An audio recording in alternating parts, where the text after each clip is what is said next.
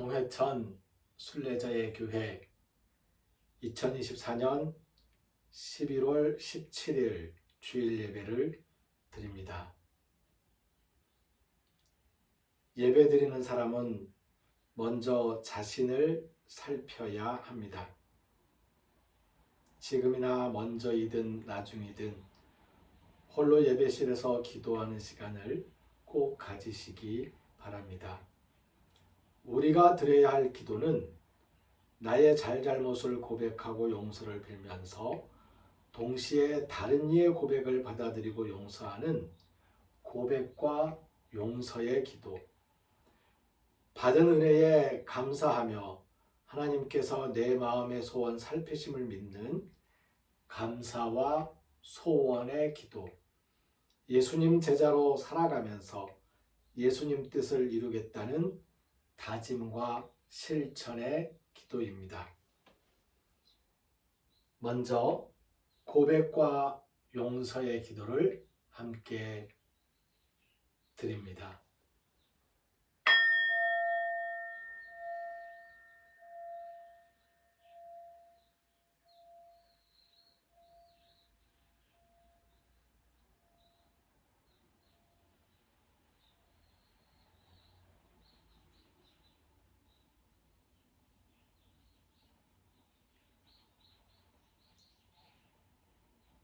감사와 소원의 기도를 드립니다.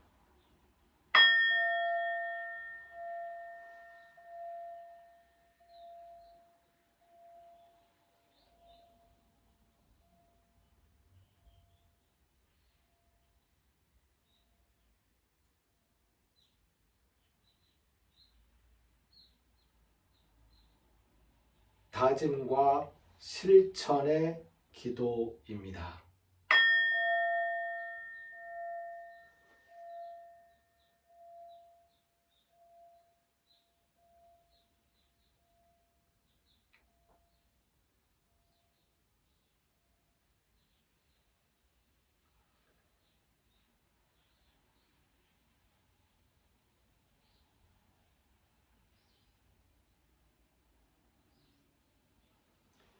성서의 말씀을 함께 읽겠습니다. 마가복음 10장 1절부터 12절까지의 말씀입니다.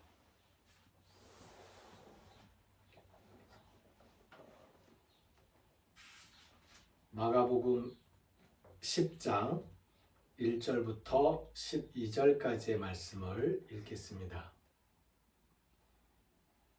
예수께서 거기서 떠나 유대 지경과 요단강 건너편으로 가시니 무리가 다시 모여들거늘 예수께서 다시 전례대로 가르치시더니 바리새인들이 예수께 나와 그를 시험하여 묻되 사람이 아내를 버리는 것이 옳으니까 대답하여 이르시되 모세가 어떻게 너희에게 명하였느냐 이르되 모세는 이혼 증서를 써주어 버리기를 허락하였나이다.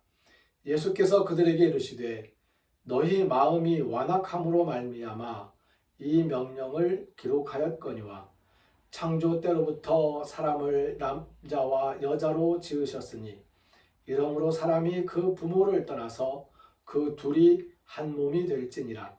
이러한즉 이제 둘이 아니요 한 몸이니 그러므로 하나님이 짝지어 주신 것을 사람이 나누지 못할지니라 하시더라. 집에서 제자들이 다시 이 일을 물으니 이르시되 누구든지 그 아내를 버리고 다른 데에 장가드는 자는 본처에게 간음을 행하며 또 아내가 남편을 버리고 다른 데로 시집가면 간음을 행함이니라. 아멘.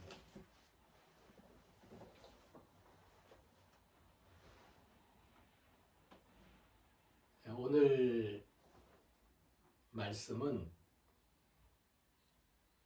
이혼에 대한 말씀입니다. 이혼이 옳으냐 그르냐 하는 부분을 가지고 바리새인들이 예수님에게 물었는데 예수님께서는 이혼이 옳으냐 그르냐 하는 것으로 답하지 않으셨습니다. 예수님께서는 단지 하나님께서 짝지어 주신 것을 사람이 나누지 못할 것이다, 못한다 라는 것까지만 말씀을 하셨어요.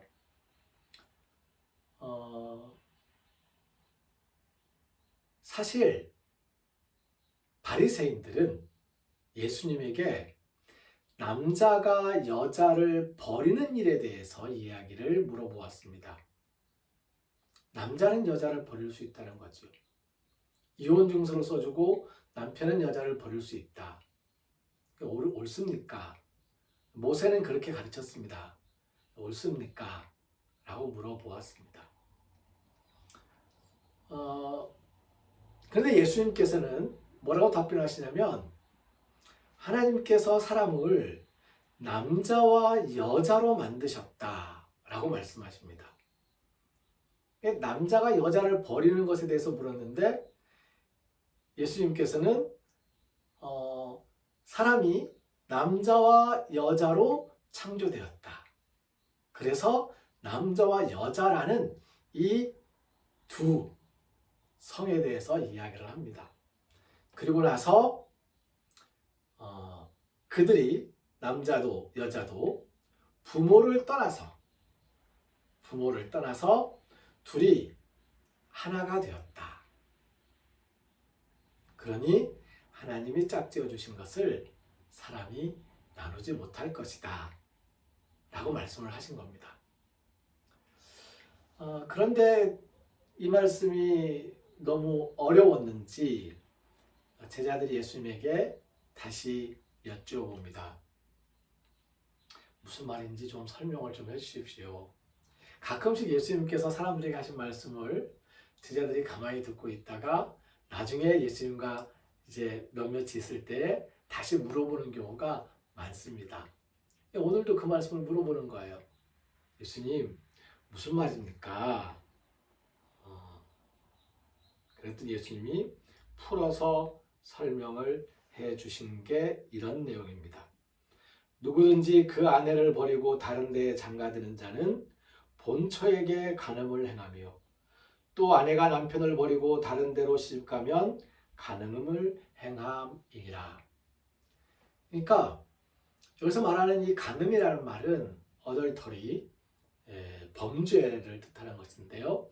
특별히 성적인 관계와 관련되어 있는 범죄들을 어덜터리라고 표현합니다. 그래서 이 간음을 행한다는 이 말은 다른 말로 좀 쉽게 생각을 하면 죄를 범하게 되는 것이다. 성적으로 죄를 범한 것이다. 다시 말하면 성적인 죄가 어떤 겁니까? 성희롱, 성폭행, 뭐 이런 것이 될 수 있는 거잖아요. 그러니까 성적인 범죄인 겁니다. 성적인 범죄를 저지른 것이다. 누구에게 저지른 겁니까? 보통 이제 간음죄라고 생각했을 때, 간음이라고 얘기했을 때, 한 사람이 한 사람과 결혼을 해서 같이 살고 있어요. 그런데 이 사람이 이 사람과 헤어졌어요. 그리고 다른 사람과 이제 결혼을 하게 되든지 사귀게 되든지 합니다. 그러면 이건 이제 헤어진 다음의 문제이니까 그건 괜찮은 건가? 라고 생각할 수 있겠는데요. 자, 이 사람과 있으면서 요즘 유행하는 그 환승연애라고 얘기를 많이 하잖아요. 이게 같이 좋아하고 있다가 그러다가 다른 사람이 좋아져서 다른 사람을 만나게 된 거예요. 그럼 우리는 이 사람을 만나고 있으면서 다른 사람과 관계를 맺었으니 이 관계에 대해서 우리는 간음이라고 이야기하고 상간녀, 상간남이라는 말을 이제 사용하게 됩니다. 근데 예수님께서는 간음이라는 표현을 어디에 썼냐면 여기에 썼어요. 누구든지 남편이 아내를 버리고 다른 사람에게 장가를 가면 본처에게, 처음 여자에게 간음을 행하는 것이다. 여자도 마찬가지로 남편을 놔두고 다른 사람을 만나면 이게 간음을 행하는 것이 아니고 이게 간음을 행하는 것이다. 좀 쉽게 이야기를 돌려서 생각을 해봅시다. 관계에 대한 이야기입니다. 과거의 관계가 있을 수 있고 새로운 관계가 있을 수 있습니다. 이 새로운 관계가 죄라는 것이 아니에요. 과거의 관계가 죄로 남게 된다는 이야기입니다. 과거의 관계가 죄가 되어버리는 거예요. 사랑해서 같이 살았습니다. 그런데 다른 사람을 좋아해서 이 사람하고는 헤어졌어요. 그럼 이 사람한테는 죄를 범하게 됐다는 것입니다. 다른 사람이 안 생기고 같이 살다가 그냥 헤어질 수도 있어요. 네, 마찬가지로 죄를 범하게 되는 셈이 되는 겁니다. 예수님께서는 아내를 버리는 남자들의 정당성에 대해서 질문하는 바리새인들에게 남자가 여자를 버리거나 여자가 남자를 버리거나 하는 일로 비롯되는 관계의 변화에 대해서 이야기하고 관계의 변화에 대해서 설명해 주고 있습니다. 새로운 관계가 형성되면 과거의 관계는 간음이 된다고 하신 것입니다. 간음이든 살인이든 도둑질이든 거짓말이든 크고 작든 어떠한 경우에도 죄는 죄입니다. 하나님께서는 우리 인간들의 상대적인 죄의 경중을 가지고 판단하시지는 않으십니다. 작은 죄든 큰 죄든 똑같은 죄입니다. 간음죄든 살인죄든 도둑질하는 것이든 거짓말하는 것이든 다 죄라는 것입니다. 그런데 이 모든 죄들은 관계와 관련이 있습니다. 관계를 깨는 것이지요. 특히 간음과 관련된 이 죄는 과거의 관계가 죄로 되어버리는, 죄가 되어버리는 그런 결과를 초래합니다. 축복이라고 선언했던 것이 죄가 되어버리는 결과가 된다는 것이죠. 그러니 더 가슴 아픈 죄일 수 있습니다.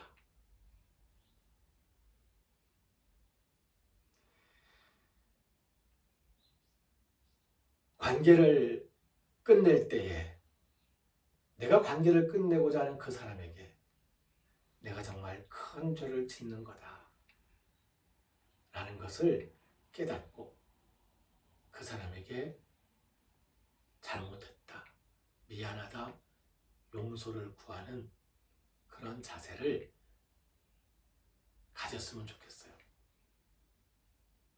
이혼 증서를 써주고 버렸다는 것은 나 너에게 잘못 없다는 거예요. 아니에요. 그렇다 하더라도 내가 잘못한 거예요. 그래서 잘못했다고 이야기하고 회개하는 마음을 가져야 된다는 것이죠. 우리는 인간인지라 인간과의 관계에서 죄를 범하게 되는 일이 없을 수는 없습니다. 하지만 내가 지은 죄를 정당화하는 것이 아니라 회개해야 합니다. 변명하는 것이 아니라 회개해야 합니다. 제 자신을 돌아보면서 제가 맺었던 예전의 관계들, 그 관계들이 깨지고 새로운 관계들이 생겨나는데 옛 관계가 깨졌을 때에 나는 나의 잘못에 대해서 생각을 해본 적이 별로 없습니다. 이제 나의 잘못임을 깨닫고 잘못을 고백하고 회개하고 용서를 구해야 되겠습니다. 예전에 제가 교회를 개척하고 설렘 예배를 드리고 교회가 안정적으로 자리 잡아갈 때에 제가 그 교회 성도들을 떠난 적이 있습니다.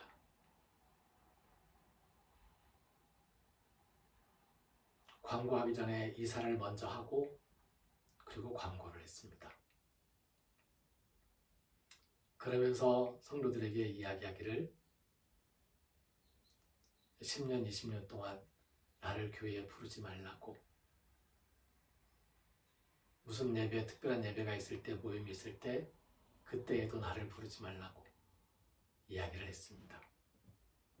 지금 와서 그분들에게 오늘 이 말씀에 비추어서 제가 진심으로 잘못했습니다. 죄송합니다. 용서를 구하게 됩니다. 언젠가 그 교회를 찾아가서 성도들에게 교회 앞에서 제가 진심으로 잘못을 고백하고 용서를 구해야 되겠다라고 다짐을 해봅니다. 그렇다고 해서 제가 그 교회 가서 다시 목사를 하겠다는 이야기는 아니잖아요. 그럴 수 없잖아요. 지금 그 교회에 새로운 목사님이 계시고 정말 훌륭하게, 정말 아름답게 목회를 잘하고 교회가 아주 평화롭습니다. 지금 그 관계 괜찮습니다. 좋아요. 근데 예전에 제가 깼던 그 관계에 대한 저의 잘못에 대해서는 제 잘못이라는 거죠. 죄를 범했다는 것을 정당화하거나 변명할 것이 아니고 나의 회개거리로 인정하고 회개를 해야 된다는 이 사실을 오늘 이 말씀을 통해서 가슴에 새기게 됩니다.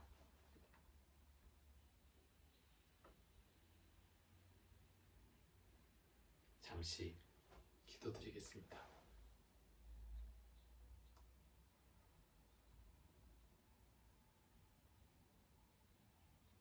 사람은 서로 만나서 이러저러한 관계를 맺고 살아가는 존재입니다. 하나님께서 처음부터 우리를 둘로 만들어 주셨고 그 둘이 셋이 되고 넷이 되고 그리고 마을이 되고 사회가 되고 함께 살아가도록 이끌어 주셨습니다. 이 관계들 속에서 우리가 과거의 관계를 끊고 새로운 관계로 나아갈 때에 과거의 관계에 대한 나의 잘못들을 스스로 정당화하는 것이 아니라 회개할 것을 회개하는 그러한 마음, 그러한 결심으로 살아가게 하여 주시옵소서. 하나님께서 맺어주시는 모든 관계들에 대하여서 하나님의 사랑으로 은혜를 나누며 살아가기를 바라면서 인간의 잘못으로 깨어진 관계들에 대하여 나의 잘못을 인정하고 회개하리라 다짐하는 우리 모두 위에